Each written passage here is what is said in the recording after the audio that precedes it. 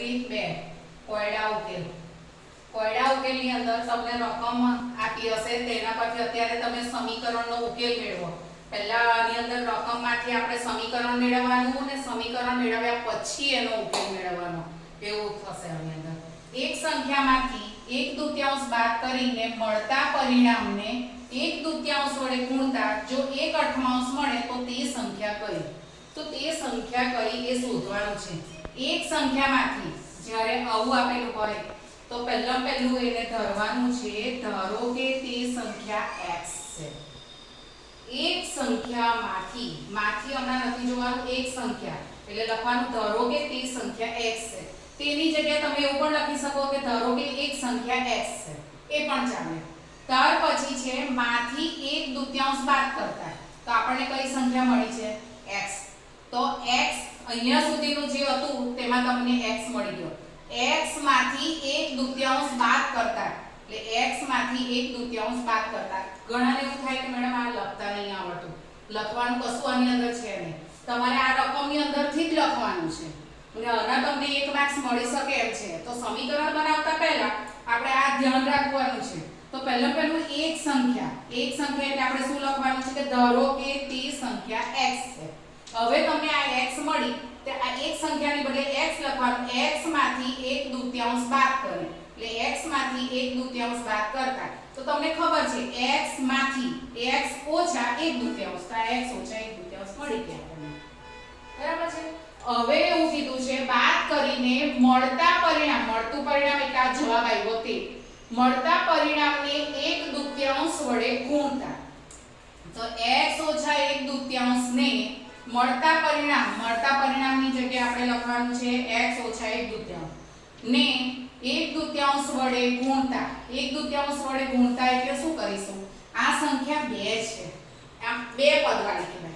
તો આને જ્યારે ગુણવાનું હોય ત્યારે એને કૌંસમાં લખવું પડે અને આને 1/2 વડે ગુણવાના. હવે શું થશે? આ 1/2 x વડે પણ ગુણાશે અને આના પર બી ગુણાશે. તો એના માટેનો જવાબ લાવી જ દેવાનો એટલે તમને પાછળ દાખલામાં સરળતા રહે. તો એના માટે શું કરીશું? 1/2 છે તો 1 ગુણ્યા x એટલે x આવશે. આની નીચે કશું નથી એટલે 1 કહેવાય એટલે 2 ગુણ્યા 1 એટલે 2 આવશે. તેવી રીતે 1/2 ગુણ્યા 1/2 એટલે 1 ગુણ્યા 1 એટલે 1 આવશે. 2 ગુણ્યા 2 એટલે 4. તો આપણને કઈ સંખ્યા મળી? તો કે x ના છેદમાં 2 ઓછા 1 ના છેદમાં 4. હવે આટલે સુધી થઈ ગયું? ખબર પડી ગઈ તમને? મળતા પરિણામને 1/2 ગુણતા જો 1/8 મળે છે, 1/8 મળે છે એટલે આના બરાબર 1/8 તો આના બરાબર 1/8 મળે છે. એટલે આટલે સુધીનું કમ્પ્લીટ થઈ ગયું. હવે તમને આ સમીકરણ સ્વરૂપે મળી ગઈ આ સંખ્યા. બરાબર છે. હવે સમીકરણ મળી ગયા પછી હમણાં તમે આગળ રીત એકમાં જોયું કે કેવી રીતે ઉકેલ મેળવવાનો. તો તેના માટે શું કરવું પડે? તો કે પહેલા અહીંયા આગળ છે ને બધાના અલગ અલગ છેદ છે. તો આપણે એના છેદ શું કરીશું? સરખા કરીશું. તો એના છેદ સરખા કરવા માટે શું કરવાનું? તો કે લસા કાઢવાનો. તો 2 4 અને 8 નો લસા કાઢીશું અને લસા આવે છે 8. એ આ શીખી ગયા છે તે છતાં બી મેં તમને અહીંયા કરીને બતાવ્યું છે. તો લસા આપણને કેટલો મળે છે? 8 મળે છે. તો 8 લસા લાવવા માટે આ 2 ને કેટલા વડે ગુણીએ તો 8 મળે? તો કે 2 ને 4 વડે ગુણીએ તો 8 મળે, 4 ને 2 વડે ગુણીએ તો 8 મળે અને 8 ને 1 વખત ગુણીએ તો 8 મળે છે. હવે શું કરવાનું છે? આ સંખ્યાઓ આપણે લખી છે ને તેને ઉપરની સંખ્યા વડે ગુણવાનું. એટલે 4 ગુણ્યા x એટલે 4x, 2 ગુણ્યા 1 એટલે 2 અને 8 ગુણ્યા 1 એટલે 1. હવે બધાની નીચે શું આવે? 8. પણ એ 8 તમે ના લખો તો 4. એટલે એ રીતે મળી ગઈ એટલે સંખ્યા શું મળી? 4x - 2 બરાબર 1. બરાબર છે. ત્યાર પછી હવે શું થશે? આની અંદર આપણે કોની કિંમત શોધવાની છે? ચલની. અને ચલની કિંમત શોધવા માટે ચલ બરાબર જે બરાબર પછીની જે સંખ્યા છે તે આપણે લખી દઈએ છીએ. અને આ જે -2 છે તેને બાજુ બદલતા તેના થશે +2. મેં હમણાં જ તમને સમજાવ્યું કે બાજુ બદલે એટલે ચિહ્ન બદલાય એટલે +2. તો હવે શું થશે? 4x બરાબર 1 + 2. તો 4x બરાબર શું મળશે આપણને? 3. કેમ કે આ સરખા ચિહ્ન છે, સરખા ચિહ્ન એટલે સરવાળો એટલે +2 અને 1 એટલે 3. હવે 4x બરાબર 3 આપણે કોની કિંમત જોઈએ છે? ખાલી ચલની. એટલે એની જોડે ગુણાકાર સ્વરૂપમાં 4 છે તો તેને ક્યાં લઈ જઈશું? છેદમાં. એટલે આપણને x બરાબર 3 સંખ્યા 3 ચતુર્થાંશ હશે. એકદમ ધ્યાનથી શાંતિથી સમજવાનું છે. જે આપ્યું છે તેને આપણે સંખ્યાની અંદર એનો જવાબ લાવતા જવાનું છે. એટલે ધીરે ધીરે આ દાખલો તમારો ક્લિયર થશે. અને તે છતાં બી ના સમજ પડી હોય તો મને પૂછજો. જો આગળ ઘણા બધા દાખલા આ રીતના કરાવું છું એટલે તમને ખ્યાલ આવી જશે. આ જ રીતનો બીજો દાખલો જે તમારે આવ્યા હતા x ના છેદમાં 2 ઓછા 1 ના છેદમાં 4 બરાબર 1 ના છેદમાં 8. તો કોઈ કહેશે કે મેડમ આ નથી સમજ પડી પહેલા દાખલાની અંદર, તો શું કરીએ? તો તેના માટે મેં તમને કીધું હતું કે ચલ વાળી સંખ્યા છે તે લખવાની, ત્યાર ઉપરાંત બરાબર પછીની સંખ્યા લખી દેવાની, અને ચલ સિવાયની સંખ્યા છે તેને બાજુ બદલીને અહીંયા લખી દેવાની. તો આ થઈ ગયું. હવે તમને ખબર છે કે સરવાળો કે બાદબાકી આપ્યા હોય તો નીચેના છેદ સરખા હોવા જરૂરી છે. એટલે શું કરીશું? 8 અને 4 નો લસા કાઢીશું. તો એ લસા આવે છે 8. તો 8 * 8 અને 4 * 2 8. બરાબર છે. એટલે અહીંયા ગાડી કેટલા આવવા જોઈએ? 1. અને અહીંયા કેમ 2 ચોક 8. તો હવે 1 * 1 એટલે 1 અને 2 * 2 એટલે 2 અને નીચે 8. તો શું થશે? x ના છેદમાં 2 બરાબર 1 + 2 ના છેદમાં 8. હવે 1 અને 2 ના કેવો ચિહ્ન છે? સરખા ચિહ્ન છે. એટલે સરખા ચિહ્ન એટલે સરવાળો. સરવાળો કરીએ એટલે આપણને મળશે 3 અને 3 ના છેદમાં 8. અને મોટી સંખ્યાનું ચિહ્ન, તો મોટી સંખ્યાનું ચિહ્ન ધન છે એટલે આપણે ધનમાં જ જવાબ બને. એટલે અહીંયા માઈનસમાં ચિહ્ન નહીં મળે. હવે તમને ખબર છે કે આપણે તો ચલ x ની કિંમત જોઈએ છે.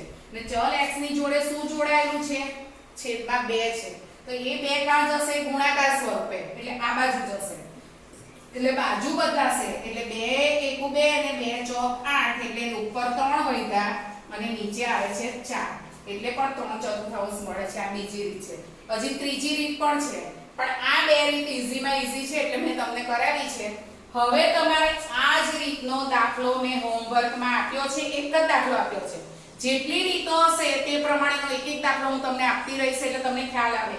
એક સંખ્યામાં 9 ઉમેરતા પરિણામને 3 વડે ભાગીએ તો જવાબ 13 મળે છે. તો તે સંખ્યા કઈ? તો આનો દાખલો તમારે નીચે જ કરવાનો. એવું નહીં કે ચલો ભાઈ આ દાખલો થઈ ગયો, હવે બીજો દાખલો કરીશ, ત્રીજો કરીશ ને પછી પાછળ. જે રીત પતે એની પછીનું જે હોમવર્ક હોય તે નીચે જ જોઈએ. પણ હોમવર્કમાં લાલ નિશાની અથવા તો કોઈ બી નિશાની કરજો. એટલે જ્યારે પણ મારે જોવું હોય તમારી નોટ તો મને ખબર પડે કે હોમવર્ક કઈ રીતે એકદમ મોટા અક્ષરે લખજો, જરા કેટલું કરજો. બરાબર છે? તો આ ધ્યાનપૂર્વક આ દાખલો કરશો. ગમે તે રીત કરો, આગળ નીચે કરાવી તે રીત કરો કે આ રીત કરો, બંનેમાંથી જે રીત કરશો તે ચાલશે. જવાબ તમારો કયો આવવો જોઈએ? 3 ના છેદમાં 4. દાખલો 2 એનો પહેલો દાખલો. એક લંબચોરસ સ્વિમિંગ પૂલની પરિમિતિ 154 મીટર છે. કયો છે? સ્વિમિંગ પૂલ લંબચોરસ છે. લંબચોરસ હોય એટલે એની લંબાઈ ને પહોળાઈ આવે. જો તેની લંબાઈ તેની પહોળાઈના બમણાથી 2 વધારે હોય તો સ્વિમિંગ પૂલની લંબાઈ અને પહોળાઈ શોધો. તો આના માટે પહેલા લંબચોરસની પરિમિતિનું સૂત્ર તમને આવડવું જરૂરી છે. લંબચોરસની પરિમિતિનું સૂત્ર શું છે? તો કે 2 કૌંસમાં લંબાઈ વત્તા પહોળાઈ. એ આવે એટલે હું તમને કરાવું છું. ત્યાર પહેલા આપણે જોઈશું એક લંબચોરસ. એક લંબચોરસ એટલે એક લંબચોરસ સ્વિમિંગ પૂલની પરિમિતિ 154 સેમી છે અને તેની લંબાઈ તેની પહોળાઈના જ્યારે પણ આવો શબ્દ આવે તો પહેલી તમને એવું થશે કે ધારો કે ધરવાની છે તો લંબાઈ ધરવાની કે પહોળાઈ? તો તમારે તે વખતે ધ્યાન રાખવાનું છે તેની લંબાઈ તેની પહોળાઈના. એટલે તેની લંબાઈ તેની પહોળાઈના. ના શબ્દ આવ્યો એટલે પહોળાઈ પહેલા ધરવાની. તો તેની પહોળાઈ કેટલી છે? x છે. આપણે ધારો કે ધરવાની, ધારો કે તેની પહોળાઈ x છે અને તેની લંબાઈ, હવે કીધું છે તેની લંબાઈ પહોળાઈના. એટલે તેની લંબાઈ પહોળાઈ એટલે હવે આપણને કઈ મળી? x ના બમણામાંથી કરતા બમણાથી 2 વધારે છે. બમણા એટલે x ના બમણા કરીએ એટલે આપણને કેટલા મળે છે? 2x. અને 2 વધારે છે, 2 વધારે છે એટલે વત્તા કરીને આપણે લખવાના છે 2. તો તમને તેની પહોળાઈ અને લંબાઈ સમજ પડી ગઈ. પહોળાઈ કેવી રીતે શોધવાની છે? તો કે આમાં લંબાઈ ધરવાની કે પહોળાઈ તે કેવી રીતે ખબર પડે? તો કે લંબાઈ તેની પહોળાઈ ના કીધું છે એટલે આપણે ધરવાનું છે તેની પહોળાઈ x અને તેની લંબાઈ પહોળાઈ ના એટલે x કરતા બમણી થી 2 વધારે છે એટલે 2x + 2 બરાબર છે। હવે તમારે લંબચોરસની પરિમિતિનું સૂત્ર મૂકવાનું બરાબર 2 કૌંસમાં લંબાઈ વત્તા પહોળાઈ। આ સૂત્ર તમને આવડવું જોઈએ તો જ તમે લંબાઈ અને પહોળાઈ શોધી શકો। તો લંબાઈ પરિમિતિ કેટલી આપી છે અહીંયા આગળ રકમમાં છે પરિમિતિ એની 154 મીટર છે। તો અહીંયા આપણે લંબચોરસની પરિમિતિ છે તેની જગ્યાએ લખીશું 154। અત્યારે મીટર લખવાની જરૂર નથી 154 બરાબરની નીચે બરાબર 2 ના 2 કૌંસની અંદર લંબાઈ તમે શોધેલી છે કેટલી છે આ છે લંબાઈ તો કે ના એની લંબાઈ પછી છે તો કઈ છે સીધું જે આપણને સમીકરણ મળે છે તે જ લખવાનું છે 2x 2 તો તેની લંબાઈ છે 2x 2 તો મેં આ લખી 2x 2 લંબચોરસની પરિમિતિ બરાબર 2 કૌંસમાં લંબાઈ વત્તા પહોળાઈ। હવે લંબાઈની કિંમત આપી છે આપણને 2x 2 એટલે સમીકરણની અંદર જે આપણને સૂત્ર મળ્યું છે તેની અંદર કિંમત મૂકવાની છે કે આપણને સમીકરણ મળશે।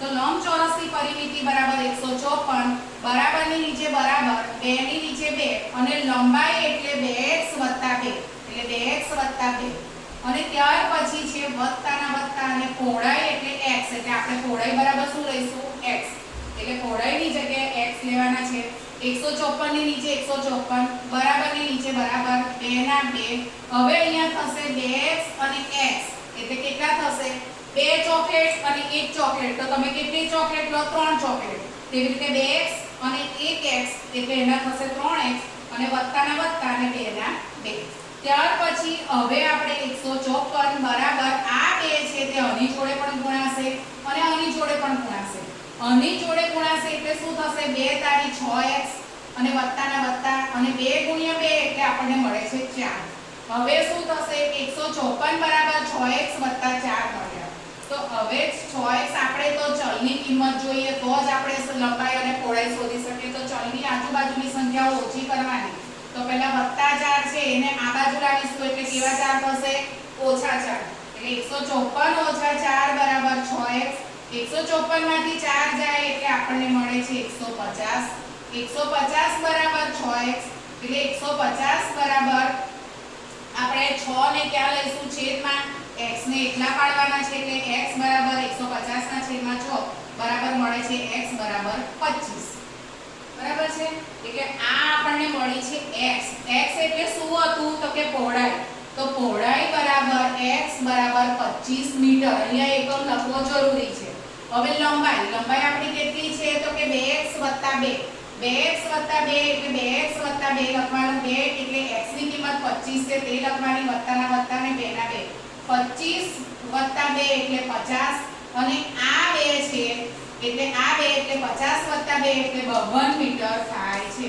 તો એની લંબાઈ કેટલી મળી તમને 52 મીટર અને પહોળાઈ કેટલી મળી 25 મીટર આ દાખલો તમારો સાચો છે કે ખોટો તે જોવા માટે તમારે શું કરી શકાય તો કે અન્ય સૂત્રની અંદર તમે કિંમત મૂકો તો પણ તમને પાછળ ફરીથી 154 મળે છે પણ આ દાખલો આ રીતે કરવાનો છે એકદમ ધ્યાન રીતે સાંભળવાનું છે ધ્યાન રાખીને કરવાનો છે દાખલો અને કોઈ પણ પ્રોબ્લેમ હોય તો તમે મને પૂછી શકો છો હોમવર્કની અંદર એક લંબચોરસની પરિમિતિ 180 મીટર છે પેલામાં 154 હતી તો એ જ રીતે સેમ કરવાનો છે અને બીજો એની એ જ રીતની અંદર બીજો દાખલો આપ્યો છે તેની અંદર છે સમદ્વિ બાજુ ત્રિકોણ સમદ્વિ બાજુ ત્રિકોણ કીધું છે એટલે બે બાજુઓ સરખી હોય એટલે એ રીતે તમારે આ દાખલો કરવાનો છે તેમાં પાયાનું માપ આપેલું છે 4/3 સેમી તો ત્રિકોણની બે સમાન બાજુઓનો માપ શોધો તમને ત્રિકોણની સમદ્વિ બાજુ ત્રિકોણની પરિમિતિ શોધવા માટે ત્રિકોણના ત્રણેય બાજુનો સરવાળો કરવાનો છે એ સૂત્રનો ઉપયોગ કરીને તમે દાખલો